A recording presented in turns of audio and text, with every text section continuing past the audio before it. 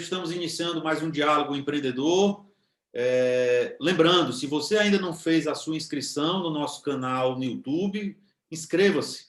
E não esqueça de dar o like no nosso vídeo para que mais pessoas possam ter acesso aos nossos programas. E o Diálogo Empreendedor vai ao ar todas as quartas-feiras, às 20 horas, através do YouTube, dos canais das redes do Economic News Brasil e também através da nossa TV, para 4 estados, através da BrisaNet, canal 176, através da TCM, canal 16.6 e também através da Telecab, canal 94. Convido mais uma vez, visite o nosso portal do Economic News Brasil. Hoje, o nosso convidado direto de Brasília é Eduardo Diogo, diretor de Administração e Finanças do Sebrae Nacional. Eduardo também é advogado, mestre em liderança pela Universidade de Georgetown, nos Estados Unidos, autor de livros, também foi consultor do Banco Mundial em Washington e secretário de Planejamento do Governo do Estado do Ceará.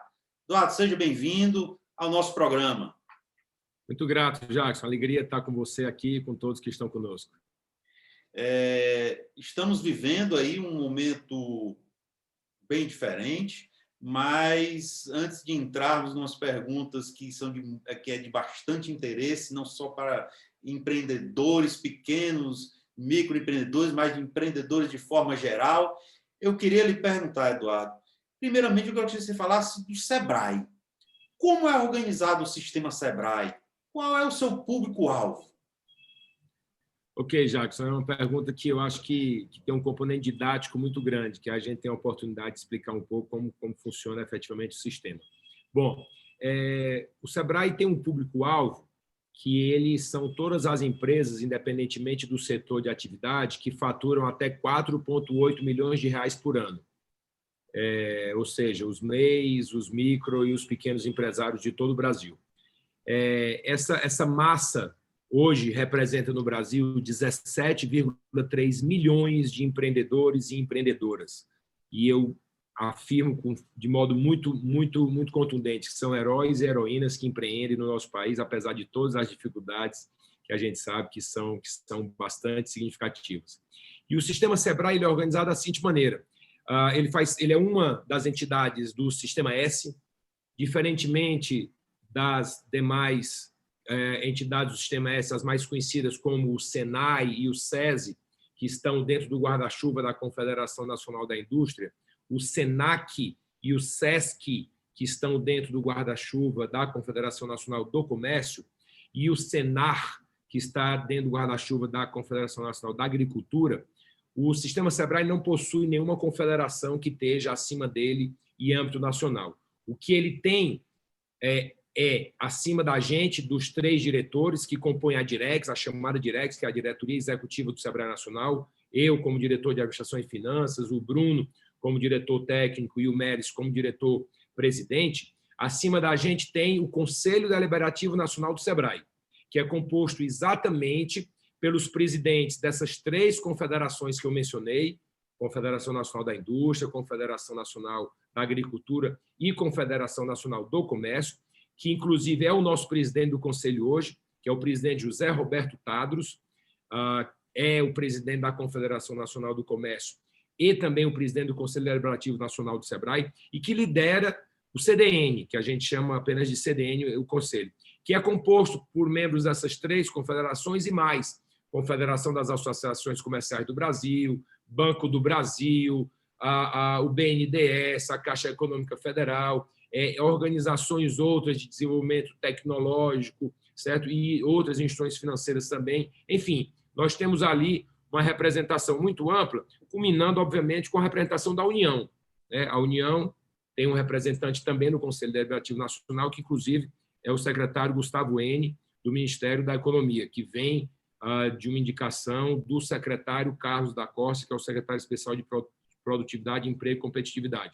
Aliás, são 2 dos expoentes, tanto o Carlos como o Gustavo, dessa nova geração de executivos que estão aí destinando um pouco da sua competência, das suas habilidades para o governo federal. Grande dedicação. E esse modelo também é aplicado nos estados, não é isso?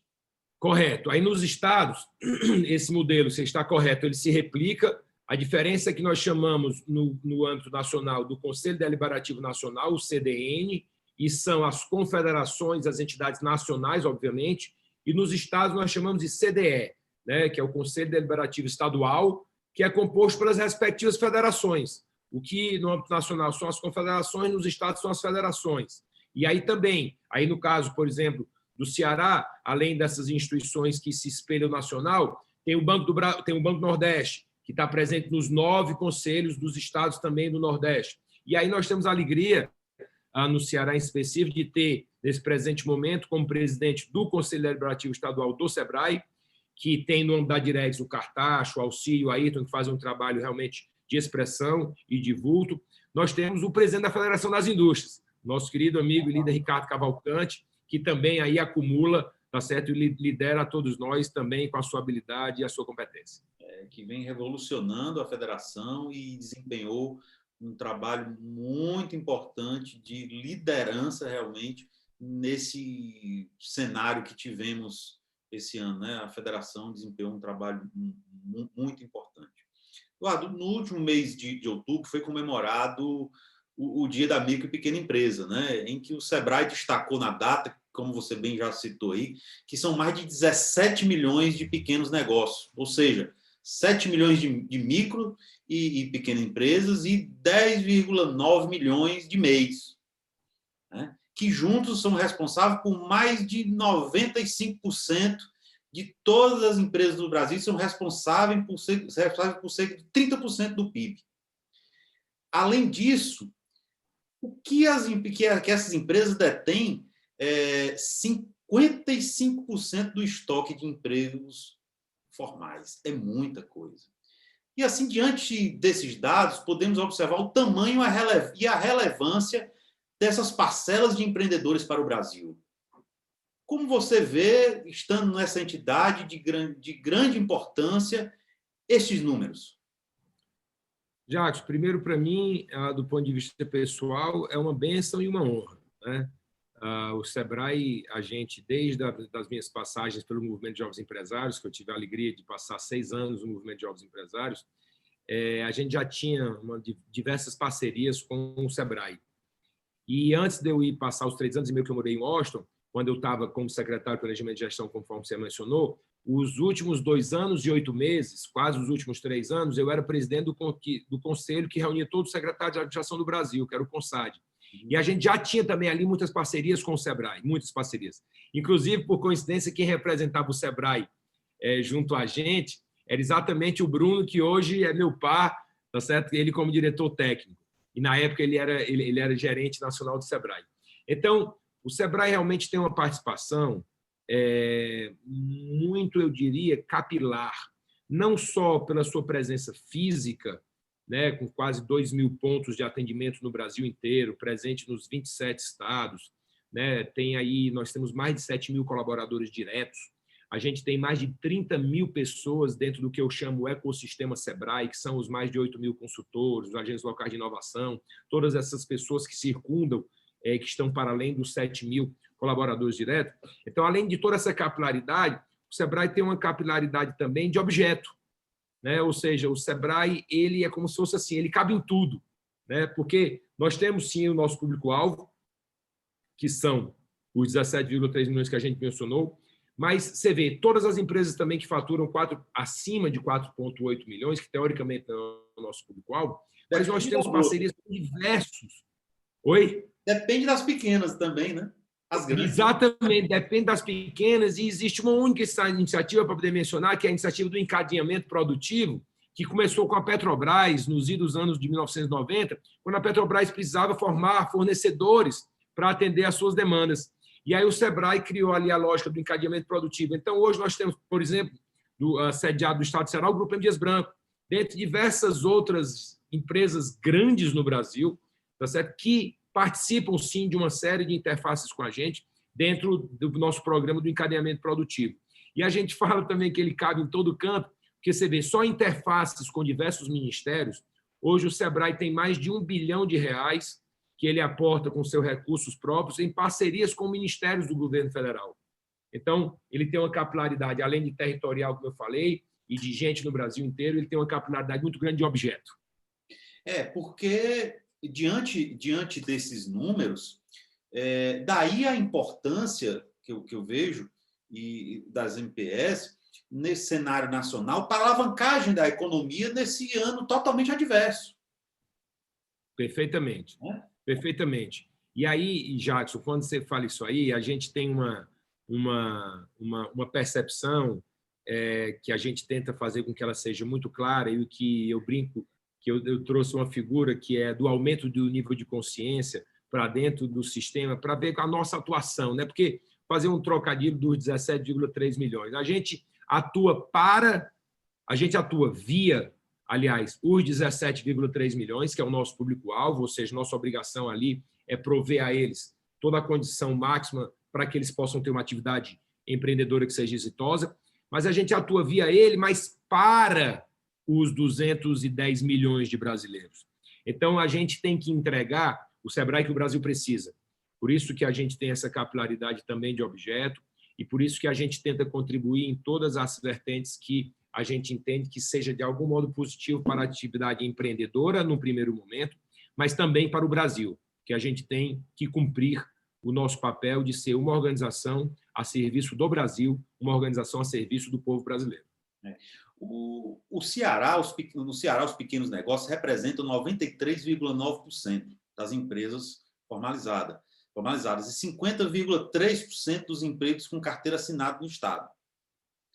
E tivemos uma grata surpresa na última semana, no anúncio do PIB, em que a capital cearense é a maior dentre os municípios do Nordeste, superando a grande Salvador. Né? Então, é um outro dado importante de uma capital que cresce com números, com estatísticas, levando em consideração também essa forma de negócio, dos pequenos negócios, e que vê um crescimento relevante do PIB. É um crescimento relevante, Jackson, e a gente fica muito, muito satisfeito com isso. E quando você menciona isso, você me dá uma oportunidade da gente falar um pouco do nosso desafio de nação. Você vê, quando eu estava aí no governo Cid Gomes, como secretário de Planejamento e Gestão, a gente conseguiu atingir 2% do PIB nacional para o PIB do estado do Ceará. E, obviamente, ali comemoramos. Mas você vê como é que são as coisas, né? O Brasil tem aproximadamente entre 1,5%, variando da cotação do dólar, entre 1,5% e 2% do PIB do mundo. Né? Se a gente tem no estado do Ceará 2% do PIB do Brasil, a gente vê o que é que o nosso Ceará representa no contexto mundial. E quando a gente vê o nosso contexto de nação, o nosso desafio é gigantesco. A gente tinha, no início da década de 80, a gente tinha 40% da produtividade americana, ok? Em média. Hoje, esse número caiu para 24%. 24%. E quando a gente, então, imagina que a gente tem que fazer, ou vamos dizer, para poder fazer uma comparação muito simples, que a gente tem que trabalhar 4 horas para produzir o que um trabalhador americano, teoricamente, produz em 1 hora, e a gente entende que a gente leva 11 anos para poder produzir o que os Estados Unidos produzem em 1 ano, porque o PIB americano é 11 vezes maior do que o nosso, a gente vê nessas 2 métricas muito simples de comparar, né? 1 hora de produção lá para 4 horas lá, para 4 horas aqui no Brasil. 1 ano de produção lá para 11 anos aqui para a gente produzir a mesma coisa. A gente vê o nosso desafio de nação. Nosso desafio de nação requer uma união muito grande, uma união de esforços, uma convergência muito grande, que todos nós possamos nos desprender, sabe, dos nossos aspectos mais pessoais. Com o mesmo propósito, né? Oi? Com o mesmo propósito. Pois é, né? Um mesmo propósito de nação, onde todos nós seremos beneficiados, não porque nós somos só nós beneficiados, mas nós seremos beneficiados por consequência do todo ser beneficiado. Então, acho que isso é um desafio que a gente tem, onde tem a oportunidade, Jacques, se você está certo com o seu programa aqui, o Diálogo Empreendedor, em todas as plataformas que a Economic News está presente, eu acho que você também tem um papel muito importante, por ser esse formador de opinião, da gente cada vez mais falando sobre esse projeto de nação e essa grande união de esforços nesse sentido. E você tocou num ponto importantíssimo, Eduardo, e até coloco que a nossa ideia de criarmos o Economic News Brasil foi de criarmos um canal para os empreendedores. Tanto é que o nosso slogan é o portal do empreendedor, né? O seu portal do empreendedorismo, porque nós vimos que existiam muitas formas de informação, canais de informação, mas que tinha de tudo. Então, nós queríamos criar uma ideia de um projeto em que um empreendedor fosse lá, quando ele acessasse, e ele fosse observar só conteúdo de negócio, empreendedorismo, carreira profissional, né? Porque hoje ninguém pode perder mais tempo. Então, você não pode entrar num portal e ficar rolando, e achar uma coisa ou outra que lhe interessa, né? Quem gosta do agro está ligado no canal do agro, né? Quem é empreendedor, de forma geral, está ligado num canal de negócio e empreendedorismo. Então, nós já temos até a consciência que o nosso objetivo não é quantidade, é qualidade, né? E quem segue nas nossas redes, no Facebook, no LinkedIn, no Instagram, são pessoas que têm interesse em adquirir conhecimento, né? Não é polêmica. Se nós tivéssemos um portal polêmico, eu tenho certeza que os compartilhamentos seriam até maiores, né? Pelo estudo que nós fizemos. Mas nós não queremos polêmica, nós queremos compartilhar conhecimento, né? Até pegando um gancho nisso que você acabou de falar, sobre a questão da produção, nós temos dados que dizem que, e não tem mudado nos últimos anos, mas assim, é uma métrica que diz que após os 5 anos de existência, muitas empresas fecham, né? Porque o Brasil, e eu te pergunto, mesmo com esse dado, por que o Brasil ainda é considerado um país de vocação empreendedora?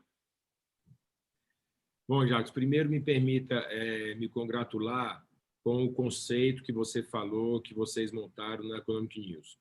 Conceito do conteúdo. Eu acho muito fundamental esse conceito do conteúdo e deixando um pouquinho de lado o conceito da polêmica. Então, eu parabenizo vocês nesse contexto, porque efetivamente é o que a gente está precisando disseminar na nossa população brasileira. Tanto que eu pego o gancho sempre quando a gente fala, o pessoal pergunta, qual é o maior desafio de vocês no Sebrae? É o crédito. Muita gente sempre... O crédito é a primeira pergunta que vem na cabeça. É o crédito, é isso, aquilo outro e tal.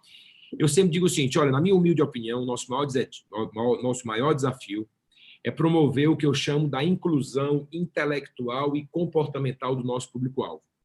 Por que eu chamo intelectual e comportamental? Porque primeiro você tem que saber, você tem que agregar o conteúdo, assimilar o conteúdo, e depois de você agregar esse conteúdo, você tem que passar a agir de modo diferente com base nesse conteúdo que você assimilou.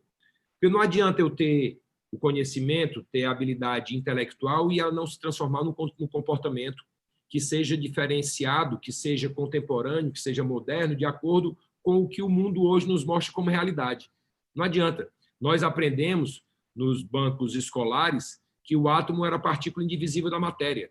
E depois a gente aprendeu que estava errado, né? Que, na verdade, que o átomo não é a partícula indivisível da matéria. Então, coisas como essas, a gente tem que o tempo inteiro estar promovendo, que eu gosto de chamar de um processo de desaprendizagem e reaprendizagem reconstrutiva, jogando para fora o que não nos serve mais e colocando no lugar aquilo que efetivamente é usado e que nos serve atualmente.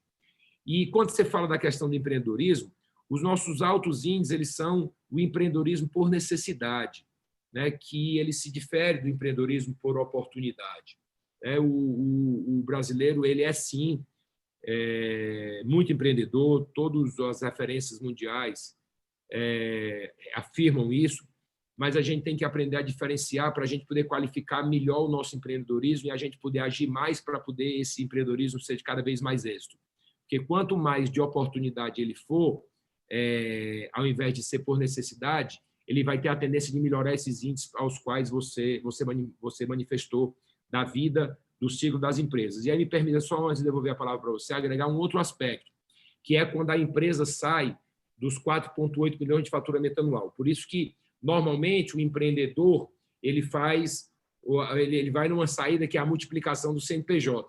Começa com a esposa ou com o marido, e depois passa para o outro, aí depois passa para o filho, depois passa para um outro filho, para poder ficar ali várias empresas, quando ele já está faturando mais do que o 4,8. Porque essa transição do pequeno para o médio, ela é muito difícil. Muda muito a lógica econômica, você tem que sair do simples. Então, é uma série de questões que nós temos, inclusive, a obrigação de endereçar essa transição de modo que ela seja feita mais suavemente e que ela possa asseverar ao empreendedor uma migração de pequeno para médio, que ela seja bem menos traumática e que ela seja bem mais saudável. Eduardo, diante de tudo que aconteceu esse ano, quais os impactos mais relevantes que você pôde observar nesse ano de tudo que aconteceu? Jackson, se eu pudesse destacar um aspecto, eu diria o seguinte: primeiro, um abstrato e um concreto. Do ponto de vista abstrato, eu entendo que todos nós passamos pelo maior desafio coletivo da nossa existência. Obviamente que individualmente a gente pode ter passado apertos maiores na vida, e todos nós certamente mudança de comportamento forçada, várias. Total, né? Então, quer dizer, todos nós passamos por um momento de reflexão coletivo, né? Foi uma reflexão individual e coletiva que foi feito por todos e por cada um de nós. Então, isso é uma coisa que traz um modo, né, diferente de analisar situações, mais ou menos, numa intensidade maior ou menor, mas certamente diferente para todos e cada um de nós. E o ponto de vista concreto, eu gostaria de destacar a questão da participação no digital, né? Porque se antes alguns negócios podiam entender assim, não, eu não vou entrar ali no meio digital porque eu prefiro a minha questão aqui mais física, o meu modelo de negócio é um modelo físico e tal. Então, hoje, é mandatório, independentemente de qual seja a especificidade ou a característica da atividade econômica, do empresário, da empresária, ele tem que estar no meio digital, porque ele não pode se excluir dos clientes que estão ali no meio digital. E um dado concreto para isso é que 21% dos consumidores brasileiros fizeram, agora no ano de 2021, a sua primeira compra online. 21%. E 15% dos empreendedores e empreendedoras fizeram a sua primeira venda online. Então, aí você vê o tamanho do mercado. Então, a empresa ela tem que estar no mundo digital. Ela não significa que a atividade dela seja digital. Pode ser qualquer que seja a atividade, mas ela tem que estar compondo e estar atuando e estar também vendendo e se colocando, se apresentando no mundo digital.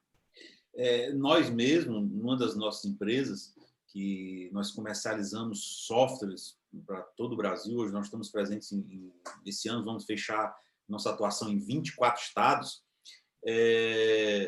Há 2 anos nós tínhamos muita despesa e esforço de venda presencial nos estados, com despesas de hotel, de avião, enfim, inúmeras despesas.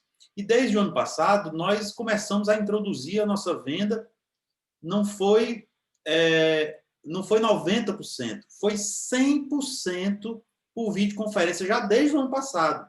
Mas nós enfrentávamos dificuldades de pessoas, como é que faz? Na época só tinha o Hangouts do Google ali, era a ferramenta melhor, tinha o Skype ainda, mas o Hangouts era a melhor ferramenta. Quando veio isso, houve um avanço nas videoconferências, que quando a coisa proliferou, até isso mudou. As pessoas do outro lado já diziam, quando queriam marcar uma reunião com um dos nossos executivos de conta, só faziam dizer, manda o link. E é o que é hoje, né? Então, houve um ajuste, alguns setores perderam, lógico, né? Como alguns ainda estão perdendo, que feiras de negócios, né? Que tiveram que se reinventar na forma online, muitas estão acontecendo, e com isso tem um efeito dominó, perde o hotel, perde a companhia aérea, perde o Uber, né? Isso, como você vê essa mudança em 2021?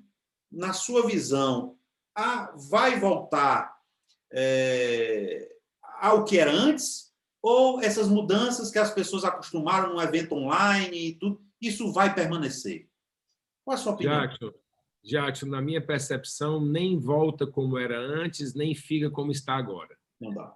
Pelo seguinte, porque nós vamos encontrar, né, a intensidade correta para poder conciliar o físico, o presencial, com o digital virtual. Né? Ninguém sabe como... Exatamente, é um modelo híbrido, né? Porque o fato é que jamais, né, uma videoconferência, uma conversa digital no mundo virtual vai superar um contato físico, de você poder trocar uma ideia, de tomar um cafezinho, de fazer um almoço, de conversar, de fazer a parte ali do que efetivamente é o institucional e conversar, contar uma piada, enfim, quebrar ali, criar outros laços que são laços que, para o desempenho profissional e o desempenho institucional, é fundamental.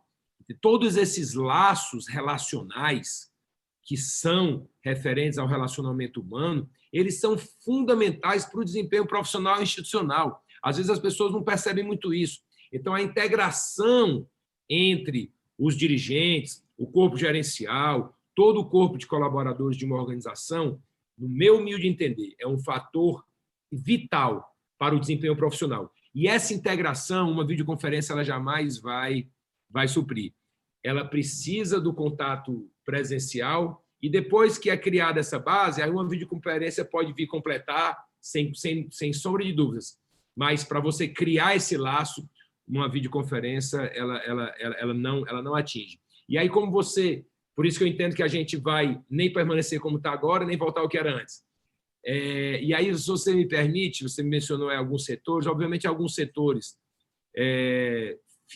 foram mais penalizados pelo modelo, pela atividade econômica, e outros foram mais impactados positivamente. O New York Times veio aproximadamente uns 15, 20 dias atrás com uma manchete dizendo que a Amazon havia criado, desde o início da pandemia, 1.400 empregos por dia. Nós publicamos essa matéria. Você publicou? Publicamos. Parabéns. Então, você vê como isso é tudo assim em 2021, que você perguntou, vai ser a mesma coisa, é impossível hoje a gente poder saber exatamente o que vai acontecer ao longo de 2021. Por isso que eu tenho alguns princípios, alguns valores que me norteiam de modo muito claramente.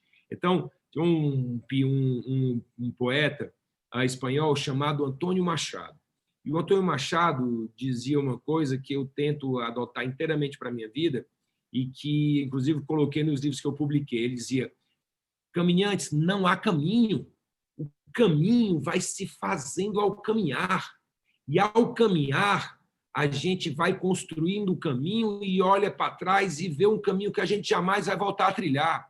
E no meu entender, é muito simples, porque se eu estou aqui agora, eu estou tendo um determinado raio de visão. Se eu andar 10 metros naquela direção, o meu raio de visão vai ser outro, a minha perspectiva vai ser outra, e assim sucessivamente. Então, cada um passo adiante, a gente vai entendendo como é que as coisas vão funcionando e a gente vai aperfeiçoando o nosso caminhar. É assim que eu acredito que será 2021, e assim que eu acredito que será toda a nossa existência. Por exemplo, pegando até o gancho desse assunto aí da Amazon, nós publicamos hoje uma startup no Paraná, ela está encerrando 2020 com um crescimento de 281%, em que o foco dela é desenvolver ferramentas de e-commerce. Né? Então, inclusive um dos diretores, o CEO da empresa, diz o seguinte: o comércio eletrônico está em constante evolução. Acreditamos que para oferecer soluções eficientes aos empreendedores é preciso estar atento aos movimentos que você acabou de falar aí e demandas do mercado, além de buscar inovação, e isso está no DNA da empresa. Então, muita coisa está acontecendo, né? E no início desse mês, essa startup ela foi adquirida pela local web por 18,3 milhões de reais, essa startup no Paraná. Tá? Então, essa matéria está no nosso portal e, nesse momento mesmo, com alguns setores parados, as aquisições e fusões continuaram rodando. Né? Muitos empresários ficaram de olho justamente nesse movimento, que você acabou de citar, o movimento. Né? E aí, onde está inserido, também, e digo até principalmente as pequenas empresas, que é onde surgem as ideias, as novidades. Né? A inovação, ela nasce geralmente na pequena empresa.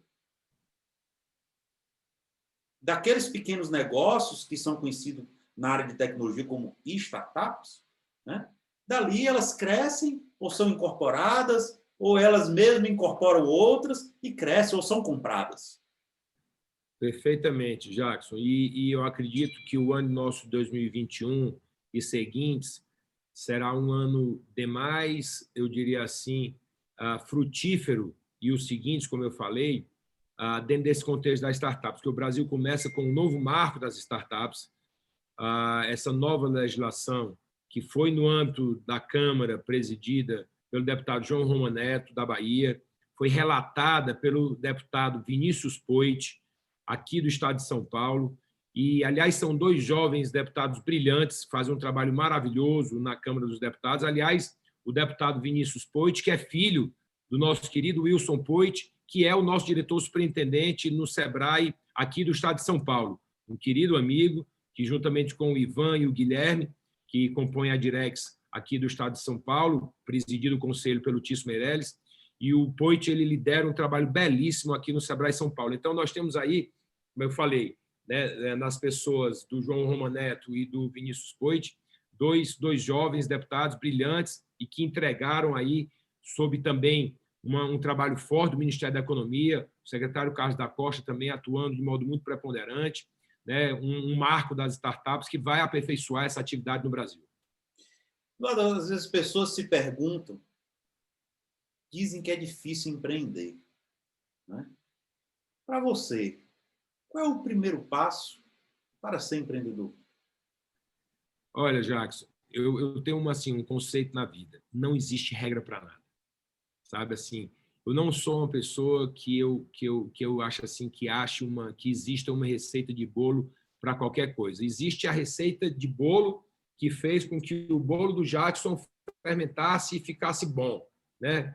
Já o Eduardo teve uma outra experiência, né? O Beltrano uma outra, o Cicrano outra. Então, o que eu acho é que cada um de nós temos, né, as nossas experiências de vidas e modelos que funcionaram para a gente, né? Atividade empreendedora, eu diria assim, de um modo geral, no Brasil, por isso que eu digo que são heróis e heroínas, porque o Estado, né, poderia ajudar mais, e ele ajuda mais como? Atrapalhando menos. Né? Então, essa lógica está muito presente hoje no Ministério da Economia, né, que tem, como eu falei, um quadro maravilhoso liderado pelo ministro Paulo Guedes.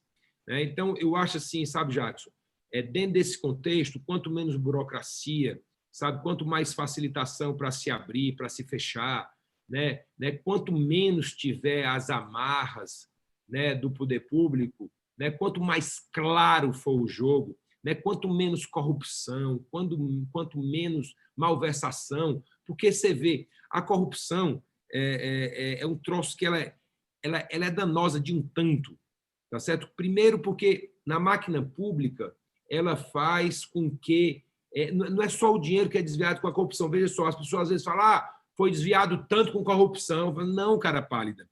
Teve muito mais que foi perdido, porque para se corromper aquele tanto, você imagina a quantidade de decisões que foram tomadas equivocadas só para poder encarrilhar aqueles recursos para aquela atividade de corrupção. Que recursos poderiam ter sido feitos, ser utilizados para fazer o bem em várias outras áreas. Então, tem um componente decisório na cabeça do gestor que vai para qualquer atividade com o objetivo de se corromper, que aquilo é danoso de um tanto que é quase incalculável. Né? E o outro aspecto também da corrupção, só para citar dois aspectos, é o da desvantagem competitiva para aquele empresário que não está corrompendo, ou que não está sendo corrompido, ou que não está se aceitando ser chantageado e tudo mais, seja qual for a palavra aí chata. Então, quer dizer, o cara que quer jogar o jogo como deve ser jogado... Quem acha que isso acabou, não acabou. Não acabou, mas a gente tem que ficar em cima. A gente teve notícias recentes. E mesmo você vê um prefeito, há poucos dias de sair do seu mandato, chegar na sua casa e ser preso, e ser levado preso, né, como aconteceu com o prefeito do Rio de Janeiro.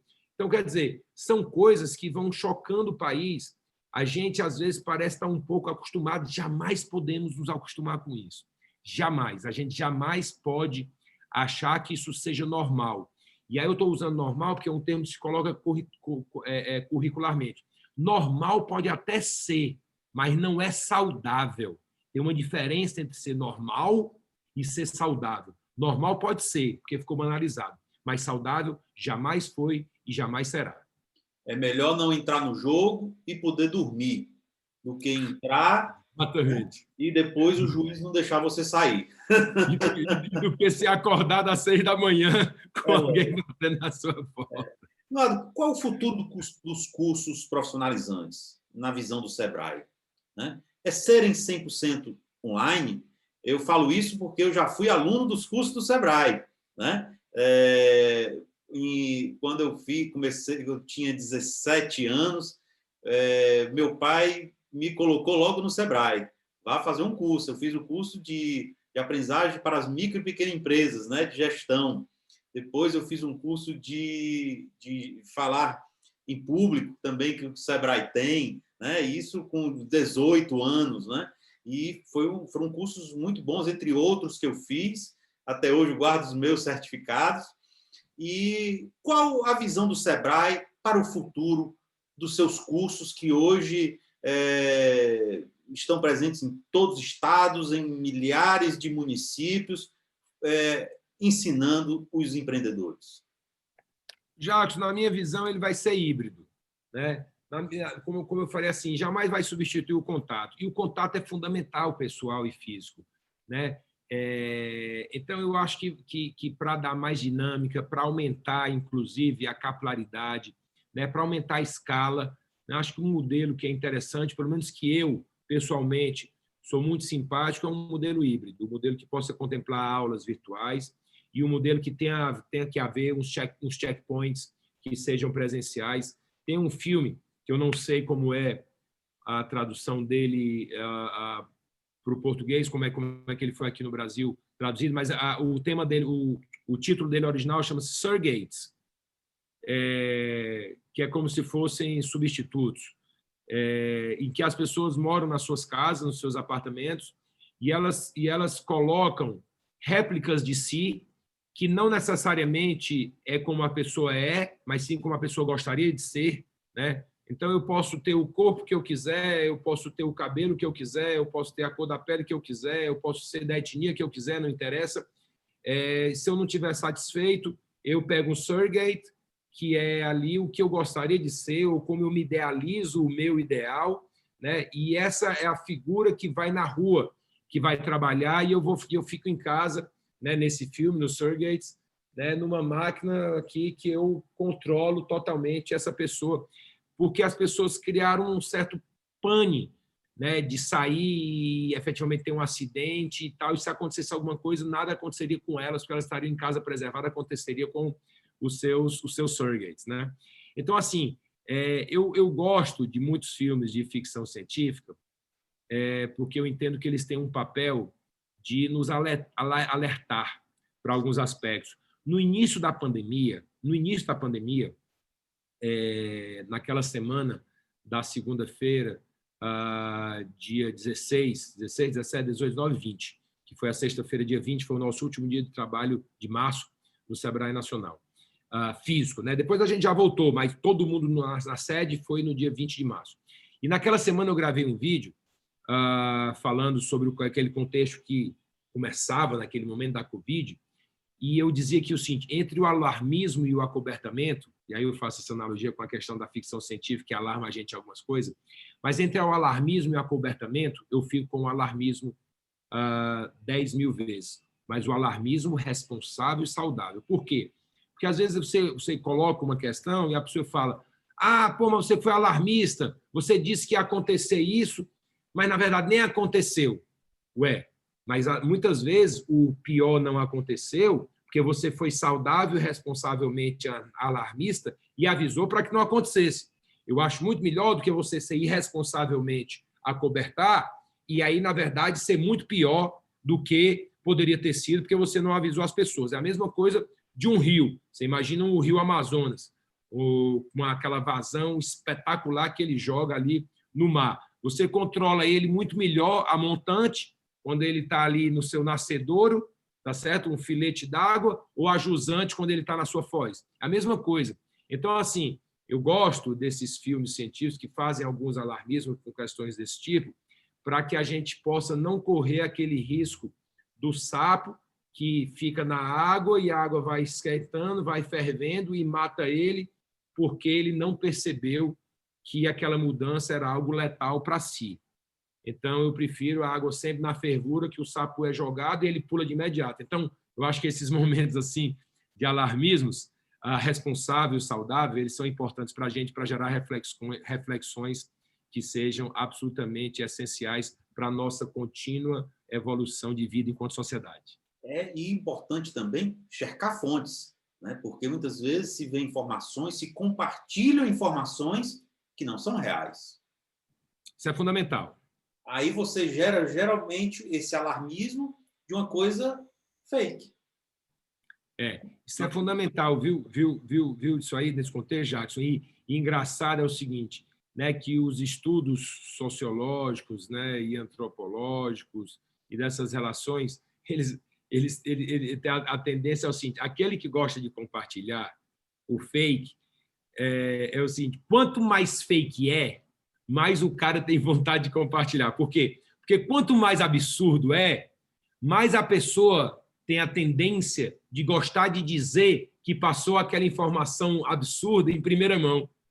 Entendeu? Então, tem um componente do fake que seduz o ser humano para querer dizer: olha aqui, ó, a informação em primeira mão, quem tem sou eu. Olha aqui eu passando ela. Né? Então, assim, eu acho que tudo passa por um componente de maturidade, né? Maturidade primeiro individual nossa e depois de maturidade enquanto sociedade, né? Aquela maturidade intelectual que eu falei, que gera, né, um comportamento que seja mais saudável. Eu acho que está tudo interligado. Estamos chegando ao final do nosso programa, lhe agradecer, sabendo aí da sua agenda cheia aí em Brasília, muitos compromissos, muitas reuniões, principalmente nesse final de ano de planejamento, ter reservado um tempo para conversar com os nossos telespectadores, mas gostaria de encerrar com uma mensagem sua para os nossos empreendedores, inovadores, empresários que estão nos assistindo. Qual a mensagem que você deixa para 2021? Jacques, primeiro eu quero agradecer a você a oportunidade, certo? Para mim é uma alegria, uma honra estar aqui conversando com você e com o público-alvo que você tem, a sua audiência, os seus telespectadores, que são pessoas extremamente qualificadas. Então, eu fico grato pela oportunidade e fico honrado com a audiência de todos. E obviamente, eu acho que a gente tem que falar de um legado. Eu entendo assim que legado é uma palavra que a gente deve colocar muito no nosso dia a dia, assim como, vamos dizer assim, a estratégia, ela dá sentido às nossas decisões básicas no dia a dia, ela dá sentido a cada coisa que a gente faz quando a gente tem uma estratégia definida, quando a gente tem ali um norte, um rumo que está definido, e o rumo, no meu entender, é mais importante do que o ritmo, porque às vezes a gente está num ritmo muito grande para o rumo errado, e aí fica pior ainda, mas o legado é algo que a gente vai construir que não existia antes da gente.